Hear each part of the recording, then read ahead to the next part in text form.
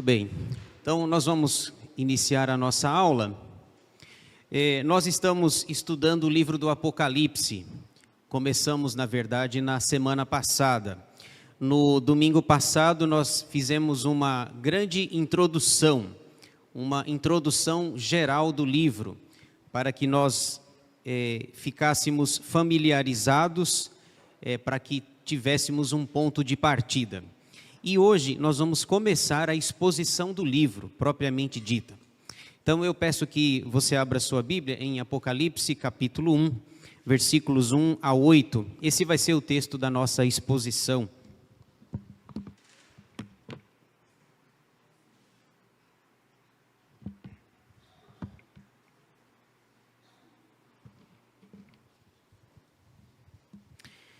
Apocalipse capítulo 1, versículos 1 a 8.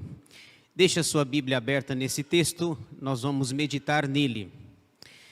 Diz assim o texto sagrado: Revelação de Jesus Cristo, que Deus lhe deu para mostrar aos seus servos as coisas que em breve devem acontecer, e que ele, enviando por intermédio do seu anjo, notificou ao seu servo João, o qual atestou a palavra de Deus e o testemunho de Jesus Cristo, quanto a tudo o que viu. Bem-aventurados aqueles que leem e aqueles que ouvem as palavras da profecia e guardam as coisas nela escritas, pois o tempo está próximo.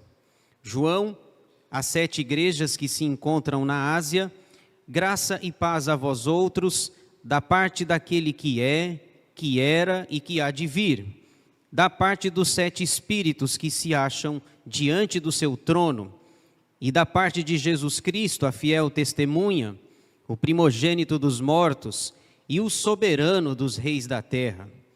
Há aquele que nos ama e pelo seu sangue nos libertou dos nossos pecados e nos constituiu reino, sacerdotes para o seu Deus e Pai. A ele a glória e o domínio pelos séculos dos séculos. Amém. Eis que vem com as nuvens, e todo olho verá, até quantos o traspassaram, e todas as tribos da terra se lamentarão sobre ele, certamente. Amém. Eu sou o Alfa e o Ômega, diz o Senhor Deus, aquele que é, que era e que há de vir, o Todo-Poderoso.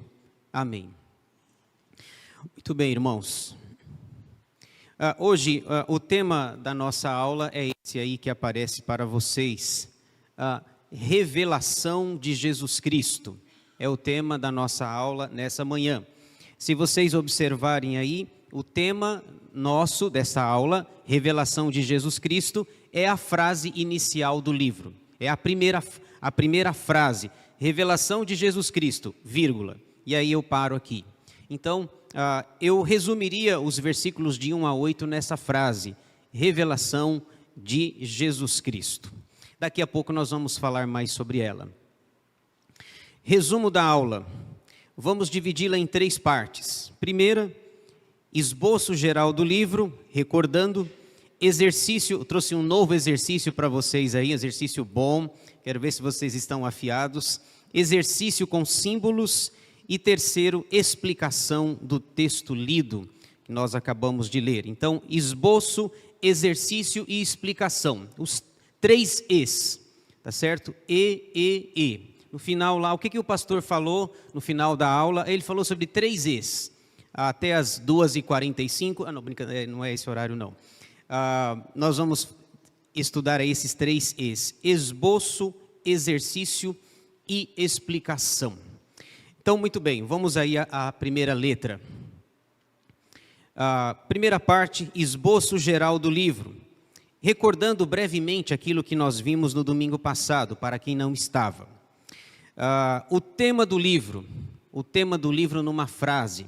O livro tem 22 capítulos, 405 versículos, mas ele pode ser resumido nessa frase: a vitória de Cristo e da sua igreja.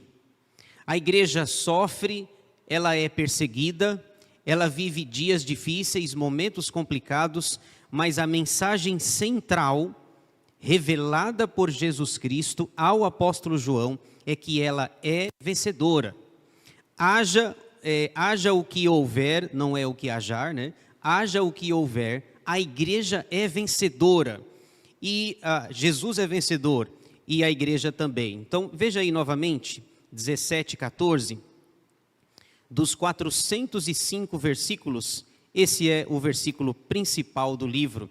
Esse versículo resume toda a mensagem profunda desse livro. 17:14, veja aí. Pelejarão eles contra o Cordeiro, e o Cordeiro os vencerá.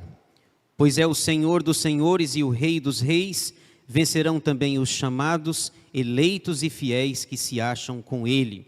Então, observem, Cordeiro com letra maiúscula, referindo-se à pessoa de Jesus Cristo. O Cordeiro é vencedor. E quem está com ele também o é. E quem está com ele é a igreja. Portanto, Jesus é vencedor e a igreja que o acompanha também é. Ele está dividido em duas partes principais aqui. O mundo persegue a igreja, capítulos 1-11. Segunda, o diabo persegue a igreja, capítulos 12-22. Então, nós dissemos, o livro tem 22 capítulos. A primeira metade, você vê o mundo perseguindo ferozmente a igreja. E a partir do capítulo 12, em 12:1, você percebe o diabo que estava oculto, velado aqui. Nos 11 primeiros capítulos, agora ele mostra a sua cara, a sua face. Ele não se esconde mais, ele não se oculta, agora claramente ele é identificado. Então, na primeira parte, o mundo persegue. Na segunda parte, o diabo persegue. Mas, em ambos os casos, o que nós temos é, a igreja é vencedora. Jesus é vencedor. E a igreja também é vencedora. Mesmo que o mundo e o diabo persigam a igreja. Muito bem. Essas duas partes têm 7 sessões paralelas e progressivas, como dissemos. O livro não é cronológico, ele é cíclico e repetitivo. E nós temos aí 7 sessões que estão divididas dessa forma aí. Capítulos, ele conta a mesma história 7 vezes. Capítulos 1-3, os 7 candeeiros. Capítulos 4-7, os 7 selos. Capítulos 8-11, as 7 trombetas. Capítulos 12-14, as 7 vozes. Capítulos 15 e 16, as 7 taças. Capítulos 17-19, as 7 cenas. Capítulos 20-22, os 7 julgamentos. Então, lembrando que cada sessão tem uma ênfase diferente. Ele vai contar uma história na primeira sessão, depois quando ele vai contar a história na segunda sessão, o que ele não falou na segunda, na primeira, o que ele não falou na primeira, ele coloca elementos novos na segunda. Lembrando que cada história vai da primeira até a segunda vinda de Jesus. Então, é assim que nós, reformados, entendemos o livro.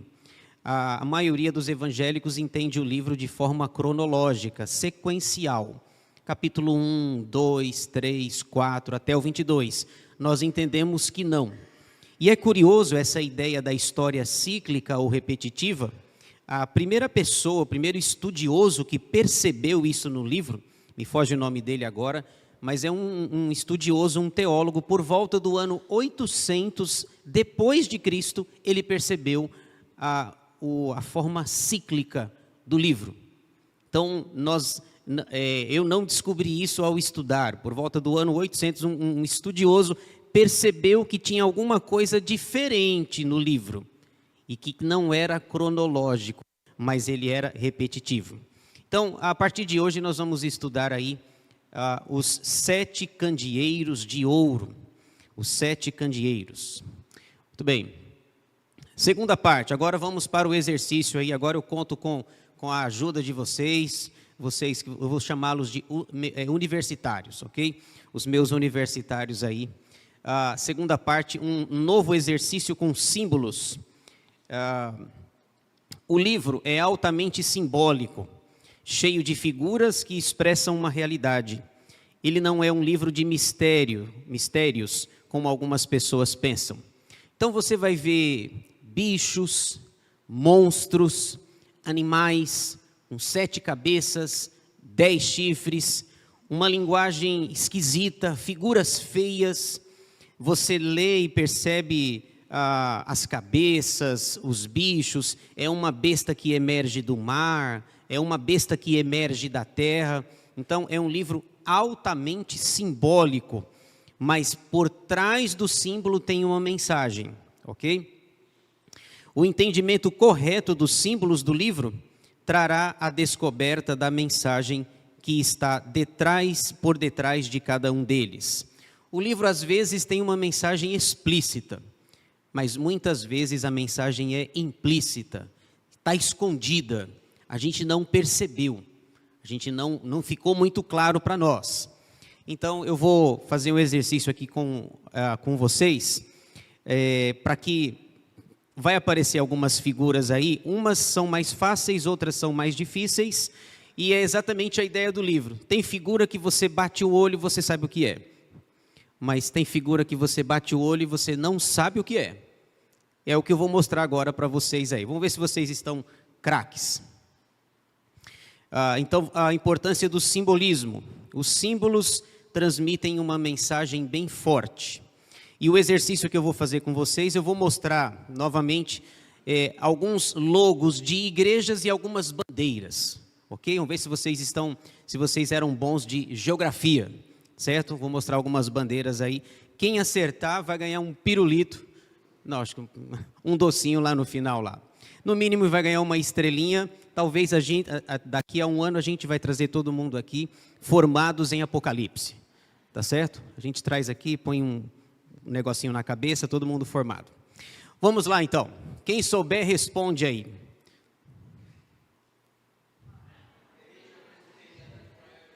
Ah, é? Tá vendo? Então eu comecei com fácil, que era para animar vocês, entendeu? Nossa, tá fácil, pergunta uma mais difícil. Então veja, isso aqui é um logo, não tem palavra nenhuma, não está escrito nada. Parece que foi o reverendo Luiz que fez, né, há muitos anos atrás. Mas é a ideia é a palavra, né, tá certo? É uma Bíblia aberta, um barquinho e a cruz. Então, olha quanto significado tem aí, sem nenhuma palavra. Nós da igreja conhecemos, mas talvez quem é de fora da igreja não saiba o significado. Nós estamos num contexto de praia, então põe um barquinho, certo? A palavra aberta, um barquinho e a mensagem, uma cruz. 1 Coríntios 1,18, Paulo fala que a mensagem da cruz é loucura para os que se perdem, mas para nós que somos salvos é poder de Deus. Está vendo quanta coisa eu falei sem nenhuma palavra? É isso aí. Então, aqui eu vou revelar qual que é agora para vocês. Aqui, tá certo? A nossa igreja aqui, aí eu não resisti a sã doutrina e coloquei uma data ali para não perder o costume. Para quem ainda não sabe, né, a nossa igreja foi organizada em 19 de fevereiro de 1989. Eu estava para completar 6 anos na ocasião, tinha 5 anos na época. E ali interessante, né? Você tem ali na frente uma cruz, tá vendo? Uma cruz bem grande.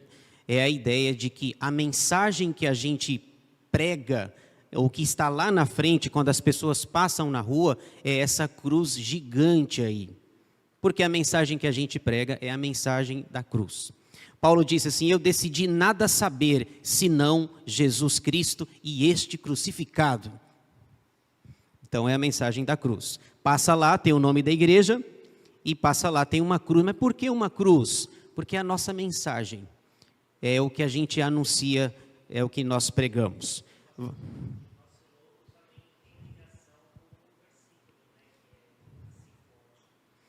Assim, vos farei pescadores, não é isso? Aqui, eu acho que isso, isso, arrastando o barco. Isso, é o texto. É verdade, Lucas 5,11 está no boletim lá, né? um versículo lá. Poxa vida, legal. Agora vamos lá. Próximo. Que bandeira que é essa? Ninguém sabe? Vaticano? Tem certeza? Está certo disso? Posso perguntar? Tá certo. Deixa eu mostrar uma coisa, falar uma coisa para vocês aqui. O meu objetivo ao trazer essa imagem aqui não é fazer nenhuma apologia ao catolicismo romano, certo? Quando eu trouxe aqui essa imagem, não é para falar, o pastor... Obrigado, Samuel. Jesus falou em Mateus 10:42 que até mesmo aquele que dá um copo de água fria a um pequenino não ficará sem recompensa. Então, a ideia aqui não é fazer apologia. O pastor mostrou uma imagem lá da igreja católica. Não, irmãos, não, a ideia não é essa. Numa igreja presbiteriana mostrou a bandeira da igreja católica. A ideia não é essa. Eu trouxe essa imagem para mostrar o seguinte. Essa bandeira, ela tem uma dupla conotação. Ela tem uma conotação política e uma conotação religiosa. É a bandeira do Vaticano. Mas aí não está escrito nada. Mas agora, olha só, olha que interessante. Agora, revelando o mistério. O Pedro acertou. A bandeira do Vaticano. Também, a bandeira do Vaticano, que é um país, o menor país do mundo, com cerca de 1.000 habitantes, mas também tem um aspecto religioso. Esse símbolo que está à direita, que vocês estão vendo aqui, é o símbolo da ICAR, Igreja Católica Apostólica Romana. Vamos ver aí, veja só, isso é tirado da Bíblia, inclusive. Veja só, Mateus 16:19. Eles criam toda uma teologia em cima de um texto bíblico. Então, é por isso que eu trouxe o texto. Mas o pastor trouxe um negócio da Igreja Católica. Irmão, tenha misericórdia de mim, lá fora. Mateus 16:19. Olha só a conexão com a Bíblia. Esse logo... Se a IPPG tem um logo, olha só a conotação com a Bíblia. Mateus 16:19, esse logo é tirado daqui, ó. Olha só. Jesus estava falando com seus discípulos: dar-te-ei as chaves do reino dos céus. O que ligares na terra terá sido ligado nos céus, e o que desligares na terra terá sido desligado nos céus. Observem que essa bandeira, agora, imaginem que não tem palavra nenhuma, essa bandeira passa uma imagem mundial, de que nós somos uma nação política, cujo líder máximo é o Papa, nós somos uma nação, e nós estamos debaixo do Evangelho.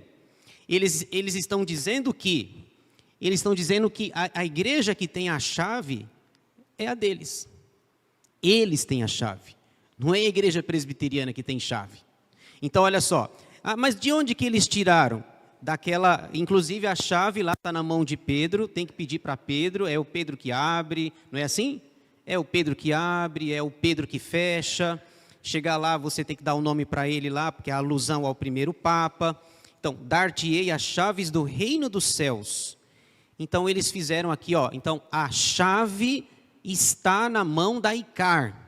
Sem nenhuma mensagem. Olha, nós somos uma nação política, a chave está na nossa mão, a centralidade, inclusive esse símbolo aqui em cima da chave é o que o Papa usa. Então isso aqui é conhecido mundialmente como uma mensagem política e religiosa sem nenhuma palavra. Não vai dar para ver direitinho, mas se vocês observarem, nos detalhes do desenho está cheio de cruz. Cheio de cruz. Quem é que defende a cruz? Não é a gente? Está cheio de cruz nos detalhes aí do desenho. Então, é uma mensagem forte, mundial, dizendo que além de uma autoridade política, nós temos uma autoridade religiosa. A chave está comigo, só entra se eu abrir. E depois que eu fechar, tem que pedir para mim. Exatamente, né? Próximo, vamos lá, próximo. Qual que é essa daí? Ninguém sabe? Ninguém vai falar Brasil? Brasil? Quem acha que é o Brasil? Eu falei, vamos falar Brasil. Ninguém sabe? Dou-lhe uma. Vamos lá. Então aqui eu vou mostrar. Olha só, eu vou ficar emocionado aqui com o que eu vou mostrar para vocês. Viram aí? Eu não resisti. É a bandeira do Ceará. Terra Santa. Viu? Gostou, Moacir? Terra Santa. E como eu não resisti a essa doutrina, a data da fundação do Ceará, 17 de janeiro de 1799, Ceará. No Ceará não tem disso não. Não é assim? Já ouviram essa frase?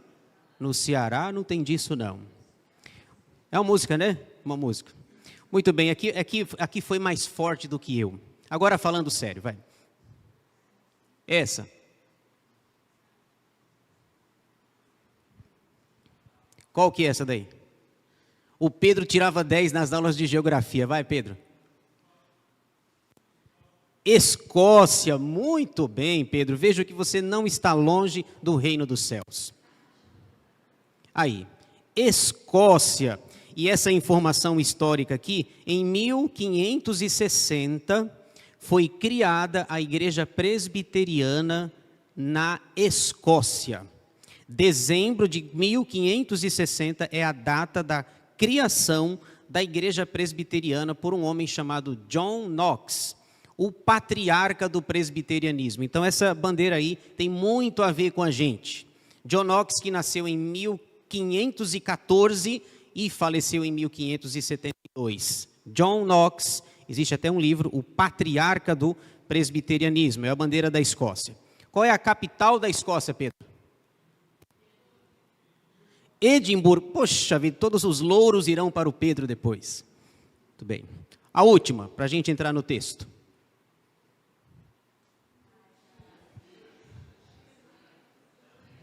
Egito? Se não souber, pergunta para o Pedro. Quem acha que é Turquia, levanta a mão. Tunísia. A resposta correta é Turquia. Turquia. Por que eu trouxe essa bandeira? Porque as 7 igrejas da Ásia Menor ficam hoje no que corresponde à Turquia. Qual é a capital da Turquia? Istambul. Está certo disso? Capital da Turquia é Ankara. Ankara. É igual à Austrália, né? Qual é a capital da Austrália? Sydney. A gente já fala automaticamente, né? A capital da Austrália é Canberra. Canberra. Muito bem. Por que eu trouxe a Turquia? Por 2 motivos. Primeiro, porque as 7 igrejas da Ásia Menor do Apocalipse, agora a gente entra, elas estavam na Turquia. As 7 igrejas da Ásia Menor estavam ali. Mas na Turquia, esse símbolo não é nosso. Esse símbolo é do islamismo. Na bandeira da Turquia tem o símbolo do islamismo. Lá em uma das igrejas, Jesus falou assim, olha, se vocês não se arrependerem, se vocês não fizerem a minha vontade, se vocês não se voltarem para mim, eu vou remover o candeeiro. Não foi assim que ele falou lá no texto? Eu vou remover o candeeiro. Lembra-te de onde caíste, arrepende-te. É o capítulo 2. Se você não se arrepender, eu vou tirar o candeeiro, e vou tirar você, vou tirar a igreja e outros virão. Eles não se arrependeram, o candeeiro foi tirado e hoje quem domina lá é a Turquia. Ou são os islâmicos, os árabes, né? Então, essa bandeira é conhecida mundialmente, a Turquia, e esse é o símbolo do islamismo. Com essa mensagem aqui, eles estão dizendo uma mensagem. Aqui é o seguinte, para o mundo inteiro, sem nenhuma palavra, eles estão dizendo, Alá é Deus, e Maomé é o seu profeta. Mas não é escrito isso daí? Aonde que o senhor leu isso daí? Essa é a mensagem da bandeira da Turquia. Provavelmente o vermelho talvez seja uma alusão a sangue, a briga, a violência. E esse símbolo está dizendo para o mundo inteiro, Alá é Deus e Maomé é o seu profeta. A gente diz, não, o Senhor é Deus e Jesus Cristo é o nosso mediador, é o nosso Senhor, uma mensagem universal. Quando capturaram, lembra quando capturaram lá o Saddam Hussein? Pegaram ele lá, colocaram uma forca e falaram, na hora de pegar ele lá, falou, você quer falar alguma coisa? Qual a última frase que você quer falar, antes que abra o alçapão? E ele com a corda no pescoço disse assim para todo mundo, tem vídeos aí, Alá é Deus e Maomé é o seu profeta. Abriu e ele morreu enforcado. Ele está dizendo para todo mundo que concorda com essa frase. Quer dizer, esse símbolo que não tem nenhuma palavra. Pegaram ele, dia 30 de dezembro de 2006. Ele disse isso, 30 de dezembro de 2006. Então veja aí a importância dos símbolos. Alguns a gente sabe, outros a gente não sabe. Mas olha, quanto a toda a minha fé, toda a minha crença, todo o Alcorão está aí, ó. Está tudo aí, sem nenhuma palavra. Muito bem. Agora, se você entender isso, se você entender o que está por trás do símbolo, você compreende a mensagem. Agora vamos para a mensagem. Aqui apareceu aqui, né, Turquia. Então, a partir de agora, a gente começa, então, a avaliar os 8 versículos lá. Nós vamos estudar, então, a primeira sessão das 7, capítulos 1 a 3, que é chamada de os 7 candeeiros de ouro. Veja aí, o nome da sessão, a imagem talvez não esteja muito boa, mas você tem aqui João, de joelho, aqui na ilha de Pátimos, a visão de Jesus Cristo com essa veste, os 7 candeeiros de ouro. Capítulos 1, 2 e 3 recebem este nome, os 7 candeeiros, por causa dessa visão e por causa desse versículo. Veja aí, 1:12. 1:12 diz assim: Voltei-me para ver quem falava comigo, e voltado vi 7 candeeiros de ouro. E no meio dos candeeiros, um semelhante a filho de homem, com vestes talares e cingido à altura do peito, com uma cinta de ouro. Aí ele vai descrever como era esse homem que ele está vendo. Então essa é a cena. Olha que interessante. O nome da sessão é os 7 candeeiros do mundo, os 7 candeeiros de ouro. Mas Jesus já tinha falado que a igreja é o candeeiro do mundo. Lembra que eu falei domingo passado uma frase que talvez possa até assustar alguns, que o difícil mesmo não é o Apocalipse, o difícil são os evangelhos. Compreender o que Jesus quis dizer em Mateus, Marcos, Lucas e João. Jesus e Paulo disseram com todas as letras que a igreja é o candeeiro do mundo. Quando aqui em Apocalipse 1:12 diz que ele viu 7 candeeiros, ele está apenas repetindo o que já fora dito por Jesus e por Paulo. João não tem autorização nenhuma para trazer uma mensagem nova. E eu quero ler esses textos com vocês aí. Se alguém quiser ler, pode ir. Eu leio o primeiro, alguém pode ler Filipenses. Se o Diego puder nos ajudar aí, por favor. Eu vou para Mateus. Você lembra da... Eu leio Mateus e alguém lê Filipenses, por gentileza. Mateus, capítulo 5, versículos 14 a 16. Diz assim. Já viram esse texto? Vós sois... Já conheciam, né? Vós sois a luz do mundo. Não se pode esconder a cidade edificada sobre um monte, nem se acende uma candeia para colocá-la debaixo do alqueire, mas no velador, e alumia a todos os que encontram na casa. Assim brilhe também a vossa luz diante dos homens, para que vejam as vossas boas obras e glorifiquem a vosso Pai, letra maiúscula, que está nos céus. O que Jesus está dizendo é, vocês são os candeeiros do mundo. Percebe o nome da sessão? É os 7 candeeiros. Mas não tem nenhuma novidade nisso, nenhuma.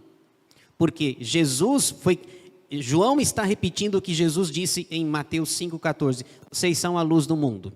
Vocês são os candeeiros do mundo. O mundo e vocês precisam brilhar. Agora, Filipenses. Fazei tudo sem murmurações nem contendas, para que vos torneis irrepreensíveis e sinceros, filhos de Deus inculpáveis no meio de uma geração pervertida e corrupta, na qual resplandeceis como luzeiros no mundo, preservando a palavra da vida, para que, no dia de Cristo, eu me glorie de que não corri em vão, nem me esforcei inutilmente. Isso, vocês perceberam que Paulo falou a mesma coisa que Jesus? Vocês vivem no meio de uma geração pervertida, corrupta, má, mas vocês devem resplandecer como luzeiros, não foi assim que ele falou? Vocês devem resplandecer como luzeiros do mundo. Paulo está dizendo assim, vocês são os candeeiros do mundo. Então o nome da primeira sessão é Os 7 Candeeiros de Ouro. Jesus fala que é assim, Paulo fala que é assim, aí chega João vai falar, olha, a igreja é o quê? Aí João diz assim, bom, Jesus já falou que ela é a luz, que é o candeeiro. Paulo já falou, eu tenho que falar o quê? Que ela é o candeeiro do mundo, né? Então, os 7 candeeiros de ouro. E aqui só lembrando, né, um detalhe interessante, a gente vai ver daqui a pouco, que são 7 igrejas, mas tinha mais de 7. Tinha mais de 7 igrejas. Esse número é simbólico. Vocês vão ouvir muito esse número simbólico. Então, essa é a ideia aí. Jesus, Paulo e João falando a mesma coisa com linguagens diferentes. Vocês são os candeeiros do mundo. Agora, a ideia da primeira e da segunda vinda, né? No capítulo 1, versículo 5, tem a primeira vinda. Eu deixei sublinhado ali, eu acho que o sublinhado vai dar para todo mundo ver. Veja aí, primeira vinda, 1:5. E da parte de Jesus Cristo, a fiel testemunha, o primogênito dos mortos e o soberano dos reis da terra, àquele que nos ama e pelo seu sangue nos libertou dos nossos pecados. Então a gente sabe que é a primeira vinda por causa da palavra mortos, sublinhada, e por causa da palavra sangue, sublinhada. Sua morte derramando sangue aconteceu na primeira vinda. 1:7 nós temos aí a referência da segunda vinda. Eis que vem com as nuvens e todo olho verá, até quantos o traspassaram. E todas as tribos da terra se lamentarão sobre ele, certamente. Amém. A implicação da segunda vinda está nas palavras vem e olho. Eis que vem. Ele não veio ainda. E todo olho o verá. Já pensou essa cena de um mundo que hoje tem mais de 8 bilhões de pessoas? Talvez acho que 8,3 bilhões de pessoas. E João diz que todo olho verá. Como que é isso? Sei não. E imaginem, outra coisa, imaginem a potência dessa trombeta. Não vai tocar a trombeta? Não vai tocar? E diz que a Bíblia vai dizer que todo olho verá e todos vão ouvir. Imagina a potência dessa trombeta. A trombeta toca, a 7ª trombeta, lá para novembro a gente fala das trombetas, não, brincadeira. A trombeta toca, Jesus vem, todo olho verá, até mesmo aqueles que o traspassaram, e muita gente vai se lamentar. E o versículo diz assim, certamente é uma afirmação, certamente muitos vão lamentar.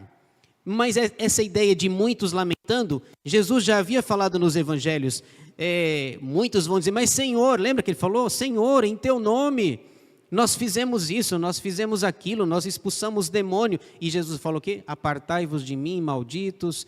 Não é assim que ele falou? Nunca vos conheci. Essa ideia de todos se lamentando, certamente, afirmativamente, também é uma mensagem do próprio Cristo nos evangelhos. Então, é uma repetição do que está nos evangelhos. Agora vamos analisar o texto. A terceira e última parte aí, a explicação do texto. Olha como o texto é rico, é impressionante. Versículos 1 a 3 fala sobre a abertura do livro. A abertura. Vamos um por um aí para a gente compreender melhor. Versículo 1. O livro é a revelação de Jesus Cristo. Revelação de Jesus Cristo, que é o tema da nossa aula, que Deus deu para mostrar aos seus servos as coisas que em breve devem acontecer, e que ele, enviando por intermédio do seu anjo, notificou ao seu servo João. Alguns detalhes aí no versículo 1. Primeiro, o autor da mensagem é confiável. A primeira coisa que tem que ficar claro para nós aqui. O que a gente vai ver até o capítulo 22, a gente pode estar seguro, porque o autor da mensagem é confiável.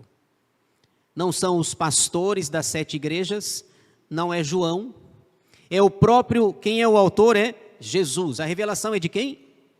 Revelação de Jesus Cristo. E Jesus Cristo é extremamente confiável. Ele havia dito nos evangelhos: passarão os céus e a terra, mas as minhas palavras não passarão. Revelação de Jesus Cristo, novamente, é Apocalipse apontando para os evangelhos. Então, o autor é confiável. O autor não é João, ele apenas escreve. Lembra do João? E o texto bíblico diz que o João era o mais amoroso, não era assim que fala? João era o mais amoroso. Mais uma vez, Lucas 9, ele foi pregar para os samaritanos não aceitaram a mensagem, e o João tinha uma proposta: Senhor, o Senhor quer que a gente mande descer fogo? Rapidinho aí, um foguinho aí e tal. O Senhor quer que a gente mande queimar aí? Churrasco de samaritano.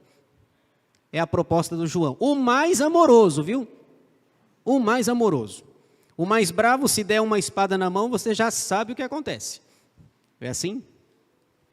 O autor é confiável. Outro detalhe. Em breve, essa expressão, em breve devem acontecer. Tem gente que fala assim: mas pastor, já tem 2000 anos. Que em breve, olha, em breve eu vou receber uma boa notícia. Você pensa, semana que vem, mês que vem, no máximo 2, 3 meses, em breve. Só que a gente precisa entender o seguinte: em breve para quem, né? Não é assim? Em breve para quem? Porque da nossa perspectiva não é breve, porque já tem 2000 anos. Mas a gente precisa considerar o tempo de Deus. E aqui, eu coloquei esses 2 versículos, eu vou só citá-los. Salmo 90, versículo 4, Moisés diz que um dia para Deus é como 1000 anos, e 1000 anos é como um dia. Muito bem, isso foi Moisés quem disse. E o apóstolo Pedro, escrevendo a sua segunda carta, 2 de Pedro 3,8, ele repete a ideia de Moisés e diz assim, Pedro diz assim, está escrito lá no Salmo 90, versículo 4, um dia para Deus é como 1000 anos, e 1000 anos é como um dia. Então é breve. Se 1000 anos é como um dia, e um dia como 1000 anos, na cabeça de Deus tem 2 dias que Jesus veio, concorda comigo? É como se Jesus tivesse vindo sexta-feira. Se um ano equivale a 1000, um dia equivale a 1000, e nós estamos a 2000, então é como se Jesus tivesse morrido. Tudo o que aconteceu em Jerusalém aconteceu sexta-feira agora. Dia da reunião do presbitério lá, que eu fui eleito lá para escrever, segundo o pastor. 27 páginas escrevendo, não tinha o que fazer, eu fui escrever. Não é assim não, viu? Deixa ele. Mas o meu auxiliar vai me ajudar bastante hoje. Meu auxiliar vai me ajudar bastante na Filadélfia, hoje à noite. Não tinha o que fazer, eu fui escrever. Foi bem puxado lá. Muito bem, então o tempo depende da perspectiva de quem? Versículo 2. João confirmou o testemunho de Jesus, o qual atestou a palavra de Deus e o testemunho de Jesus Cristo quanto a tudo que viu. João atestou, confirmou, é verdade, tudo que viu. E lá no final, lá no capítulo 22, ele está testificando novamente. O capítulo 1, o 2, o 3, o 20, o 21, o 22, os 405 versículos são verdadeiros. Essa é a ideia. Esse João aí, quem é esse João? 2 versículos para nos ajudar aqui, eu vou citá-los também. João é o discípulo amado. Lá em Mateus 4, 21 e 22, ele estava pescando, lembra? O pai dele estava lá, como que é o nome do pai dele? O nome do pai? Zebedeu? Isso, e o da mãe? Da mãe? Zebedeia? Não, não tem o nome da mãe, não tem. Jesus estava passando, ele já havia chamado 2 irmãos lá, lembra? Pedro e André, que eram pescadores, Mateus 4, nesse trecho ali. Depois ele viu Tiago e João, filhos de Zebedeu, que estavam pescando, e Jesus os chama para o ministério. Mateus 4, 21 e 22. E lá em João 13, de 23 a 25, na última ceia, Jesus falou assim, olha, alguém aí vai me trair. Alguém vai me trair. E aí o pessoal ficou, como ele era o mais amado, o mais querido, né? Pedro ficou, vai lá. Pergunta quem é. Pergunta. E diz o texto lá em João 13, de 23 a 25, que João colocou a cabeça sobre o peito de Jesus. Lembra disso? O discípulo a quem Jesus amava. Então, em Mateus 4, ele é chamado. Em João 13, ele é amado. Chamado e amado. E a ponto de... Jesus tinha... Com a gente é assim também, né? Jesus tinha 12. Quando a coisa estava feia, era 3, não é assim? Quando subia no monte para orar, era Pedro, Tiago e João. E no barquinho, não é assim? É a música que a gente ensina para as crianças. Então ele tem 12, depois ele tem 3, mas só um coloca a cabeça sobre o seu ombro, sobre o seu peito. É assim, nós podemos estar cercados de pessoas, mas os íntimos mesmo são poucos. Dá para contar no dedo com quem a gente fala, com quem a gente abre o coração, com quem a gente fala assim, olha, eu tô sofrendo, está doendo, preciso de uma ajuda aí, preciso de um consolo. Então, essa aqui é o João, que é chamado em Mateus 4 e amado em João 13. É esse João. Versículo 3. Jesus vai dizer, felizes são aqueles que leem e ouvem as palavras deste livro. Veja só. Bem-aventurados aqueles que leem e aqueles que ouvem as palavras da profecia e guardam as coisas nela escritas, pois o tempo está próximo. Bem-aventurados, você já viu isso em algum lugar? Mateus, capítulo 5, versículos de 1 a 11 ou 12, salvo engano, Jesus estava com uma multidão e ele começa, bem-aventurados, e bem-aventurados os limpos de coração, porque verão a Deus. Agora olha que interessante, lá em Mateus 5, nós temos 9 bem-aventuranças, 9. Eu contei 9, mas aqui no livro nós temos 7. Por que não tem 6? Por que não tem 8? Por que não tem 14? Por que não tem 20? Por que não tem... Porque são 7. 7 bem-aventuranças. E aí eu queria correr com vocês todo o livro, e lendo o livro você não percebe, mas João, estrategicamente, de propósito, colocou 7 bem-aventuranças no livro. Essa aqui, vamos ver rapidinho todas elas aí.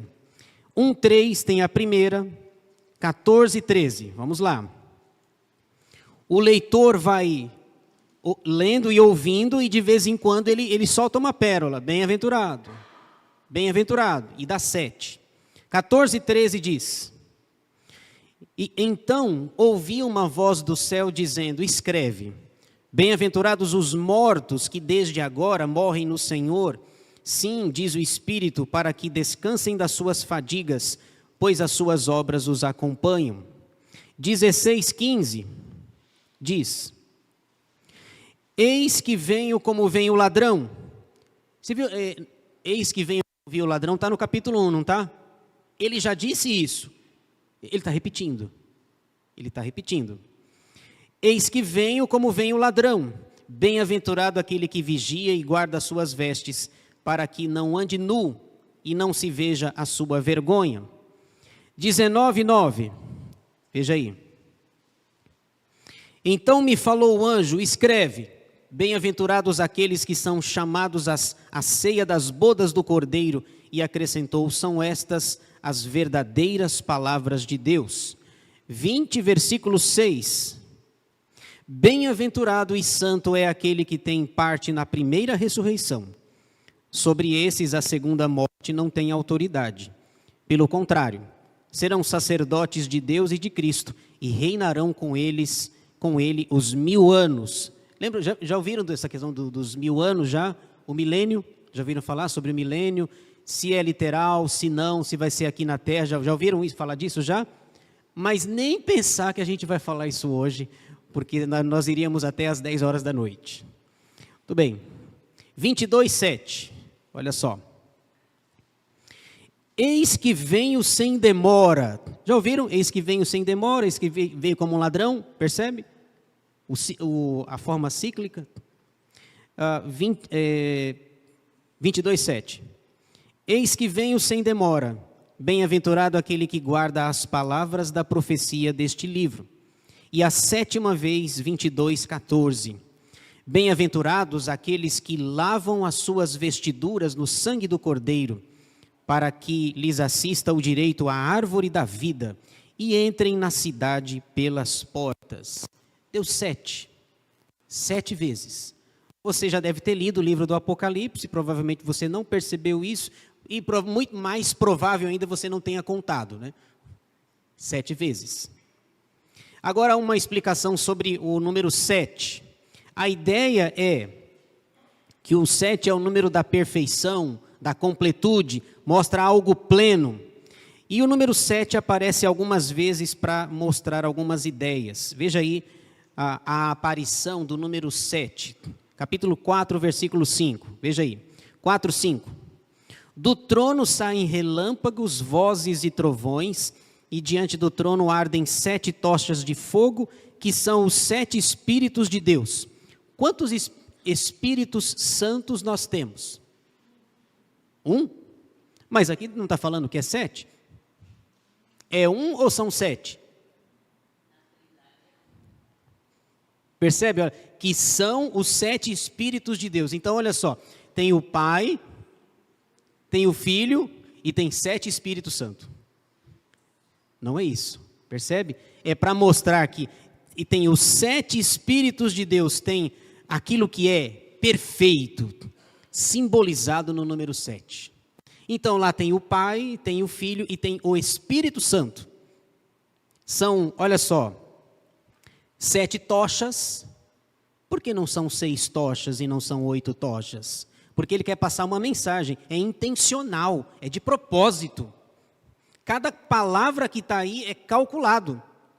7 tochas, 7 espíritos, 7 igrejas, que não são 7. Não são 7, são pelo menos 9 ou 10. Mas ele só colocou 7. Agora veja 7:12. Capítulo 7, versículo 12. Isso aqui é muito interessante. Ele está louvando a Deus. Aí ele está falando sobre os atributos de Deus. Quantos atributos que Deus tem? No livro do A.W. Pink, que é um livro rosinha, muito interessante, A.W. Pink destaca 23 atributos de Deus. Não significa que Deus só tenha 23. O Pink destaca 23 atributos. E João só destaca 7. Ué, ele tem 7 ou tem 23? Ou é intencional? Olha aí, você não contou, mas eu contei. 7:12. Dizendo, amém. O louvor e a glória e a sabedoria e as ações de graças e a honra e o poder e a força sejam ao nosso Deus pelos séculos dos séculos. Amém. Conta comigo aí, ó. Louvor, glória, sabedoria, ações de graças, honra, poder e força. 7. Deu 7. São 7 tochas, são 7 espíritos, são 7 atributos de louvor. Mas o Pink diz que tem 23. Mas ele só quer destacar 7, porque ele é intencional. Ele tem um propósito nisso. A capítulo 10, versículo 3. Vai aparecer algo aí também, olha só. 10, 3 e 4. E bradou em grande voz, como ruge um leão. E quando bradou, desferiram 7 trovões as suas próprias vozes. Logo que falaram 7 trovões, eu ia escrever, mas ouvi uma voz do céu dizendo: guarda em segredo as coisas que os 7 trovões falaram e não as escrevas. 2 detalhes. 7 trovões. Mas por que não são 10 trovões? 2 trovões. Esse é o primeiro detalhe. São exatamente 7 trovões. Os trovões falaram alguma coisa. Aí o João falou: opa, vou escrever. E Deus falou: não escreva, não revele o que os trovões disseram. Quando você chegar lá no céu, se você tiver uma lista de perguntas, inclua essa daí. Não pergunte para pastor, o que os trovões falaram? Raios e trovões, ué. Não foi isso não. O que eles falaram? Não sabemos. João sabe e você pergunta para João, João responde para você lá. O segundo detalhe é que existe um autor americano que ele escreveu um livro, um autor, me foge o nome dele agora, ele escreveu um livro e ele conta no livro que Deus revelou para ele os 7 trovões, o conteúdo dos 7 trovões. Se você quiser comprar o livro. Aí eu fiquei pensando, né, os 7 trovões ficaram escondidos a história inteira, 2000 anos, aí esse iluminado sabe. Não é interessante? Eu falei: eu captei vossa mensagem, o que você quer é vender o livro. Captei vossa mensagem, amado mestre. Lembra lá do Rolando? Acho que era isso, né? Rolando Lero lá, aquele ator reformado. Não era reformado não, viu? O que Deus não revelou para João, ele disse: compre o meu livro que eu conto para você. Tá bom, então tá bom. Então, a importância do número 7. Outro detalhe do versículo 3. Nem todos sabiam ler naquele tempo. Então, bem-aventurados os que leem. Outro detalhe. Era caro ter um livro naqueles dias. Bem-aventurados os que ouvem. Por exemplo, eu coloquei Lucas aqui. Lucas escreveu um livro e ofereceu para um amigo lá. Lembra do Teófilo? Escrevi o primeiro livro, ó Teófilo, relatando as coisas que Jesus começou a fazer e a ensinar. Ele escreveu Lucas e Atos. Então, escrever um livro tem que ter grana, tem que ter dinheiro para fazer. Não é igual hoje, que qualquer um escreve um livro. Então, era caro ter, na verdade, um pergaminho. Então, João diz assim: bem-aventurados os que ouvem. E se você vai ouvir a mesma mensagem 7 vezes, melhor ainda. Cada vez que eu ouvir a mensagem, aquilo vai fixando e gravando. E a parte final aqui, versículos 4 a 8, olha só o tanto de coisa que tem, gente. A minha expectativa são 10 anos e meio para... Não, brincadeira, não fiz conta ainda. Versículos 4 a 8, a saudação às 7 igrejas. Versículos 4 e 5, eles saúdam a saudação em nome da Trindade. Olha a Trindade aparecendo aí. Versículos 4 e 5. João, às 7 igrejas que se encontram na Ásia, graça e paz a vós outros da parte daquele que é, que era e que há de vir. Da parte dos 7 espíritos, é um só, tá certo? São 7, mas é um só. Que se acham diante do seu trono, e da parte de Jesus Cristo, a fiel testemunha, o primogênito dos mortos e o soberano dos reis da terra. Então, olha só, a manifestação da Trindade no versículo 4. Como que eu sei que cada pessoa aparece? Está velado nas palavras aí. No versículo 4, a palavra era, aquele que é e aquele que era, é uma referência ao Pai. Aquele que há de vir, quem vem? Jesus. Aquele que há de vir é uma referência ao Filho. E da parte dos 7 espíritos, o Espírito Santo. É o Espírito Santo. Então é uma saudação. E olha só, vocês já ouviram essa expressão aí, graça e paz? Já ouviram? Graça e paz, irmãos. Já ouviram? Nenhuma novidade. Nenhuma. O que os demais apóstolos falaram, principalmente o apóstolo Paulo, o que Paulo falou, graça e paz, irmãos, graça e paz. João faz o quê? A mesma coisa. Então, o Pai, o Filho e o Espírito Santo. Agora, a descrição de Jesus, no verso 5. Quem é Jesus? João diz assim, ele é a fiel testemunha. Fiel, com letra maiúscula, o T também, é a ideia de que Jesus foi fiel em todo o seu ministério. Quando ele está lá, ele estava no Getsemane, lembra que a oração dele, se possível, afasta de mim este cálice, lembra? Contudo, não seja feita a minha vontade, mas a tua. Então, assim, eu, na verdade, se pudesse, eu me livraria desse cálice. Mas já que vai ter que tomar o cálice, ele é a fiel. Fiel testemunha. Os evangelhos disseram que ele era fiel. Ele é o primogênito dos mortos. Aí você pensa, como que ele é o primogênito se teve mais mortes antes? Teve mortes e ressurreição no Antigo Testamento, teve morte e ressurreição no Novo Testamento. Jesus não ressuscitou Lázaro? Não ressuscitou o filho da viúva de Naim? Paulo não ressuscitou o Eutico, que caiu da janela lá em Atos 20? Como que ele é o primeiro então?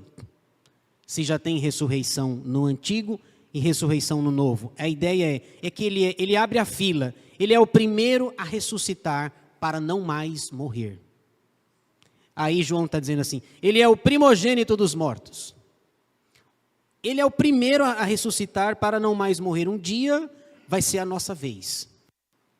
A gente vai morrer e vai ressuscitar e vai viver eternamente com o Senhor.